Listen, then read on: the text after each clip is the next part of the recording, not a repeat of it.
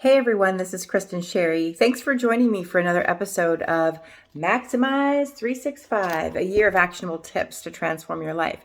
So I have done emotional wellness, and this is the last entry in environmental wellness, and I'm really excited that our next episode is in the intellectual and mental wellness, which is my favorite section of the book, actually.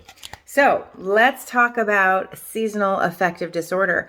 And this is a little factoid for you. I moved from Buffalo, New York to Charlotte, North Carolina because I struggled with seasonal affective disorder. I would get the blues starting around, I don't know, end of July or beginning of August, thinking about winter starting because we have 40% more days of sunshine in Charlotte, and I never have that anymore. It completely went away.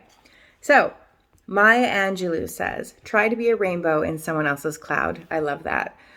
10 to 20% of Americans experience seasonal affective disorder, also known as SAD, a mental health condition that occurs several months of the year. Symptoms of SAD include sadness, fatigue, a loss of motivation, and sometimes change in appetite and headaches. Michelle Reba, a professor of psychiatry and the associate director of the University of Michigan Depression Center, says, for people who see a regular pattern every year of getting sad, anxious, or a cycling of moods, the first thing they need to do is see someone to get an overall diagnosis. They need to treat the underlying depression. SAD should not be underestimated or brushed off as winter blues, as it is a complex mental health concern that can be aggravated by a lack of light, which is more common in northern parts of the U.S. where days are shorter in the winter. So here's your idea for action. If you struggle with seasonal affective disorder and haven't been diagnosed, consider seeing a doctor. Do you notice that annual pattern? Do you live somewhere where you have fewer days of sunshine during the year and you're noticing this annual pattern and just brushing it off?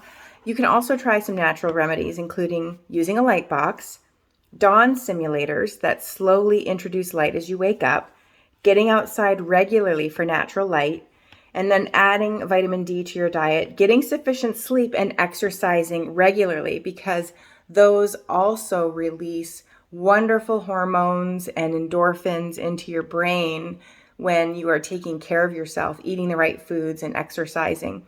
In fact, if you haven't seen any of my episodes that talk about that, especially the forest bathing one, I would recommend you check that out. So subscribe to my channel so you don't miss a thing. Take care.